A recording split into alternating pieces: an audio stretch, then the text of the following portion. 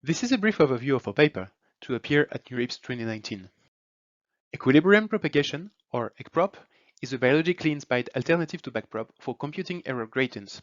It is similar to the contrastive Hebbian learning algorithm used to train Boltzmann machines. However, its continuous time formulation entails very long simulation times. Our work proposes a discrete time version of ECPROP that, in specific conditions, is equivalent to Backprop through time and enables to train convolutional architectures. First and foremost, what is ECPROP?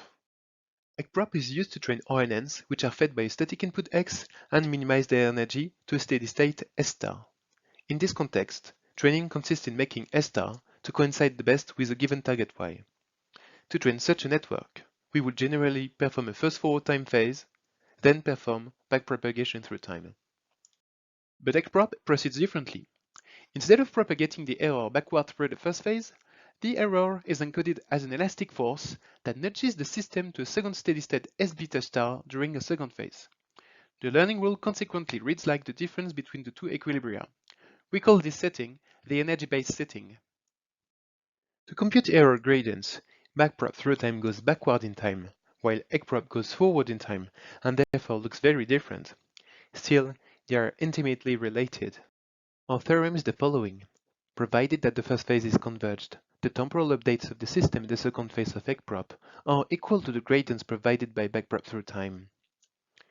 Each temporal update of ECPROP on the right is matched in the same color with the corresponding gradient computed by backprop through time on the left. More formally, we can define the gradients of backprop through time and the temporal updates of ECPROP to rewrite the theorem. We can numerically check this property when the system perfectly fulfills the conditions of the theorem. Note that our theorem holds in a broader setting, where the dynamics can be simply defined in terms of a primitive function phi. Now, what is this useful for? Interestingly, this property can also be useful when the system does not exactly meet the requirements of our theorem.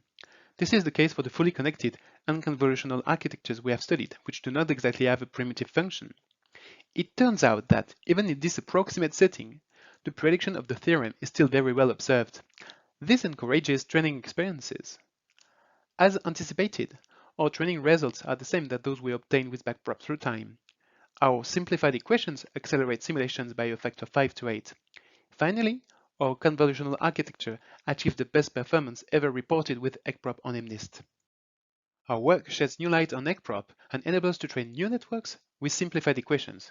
Still, it has yet to be scaled to deeper architectures. This study is one more step towards energy-efficient implementations of backprop out of device physics.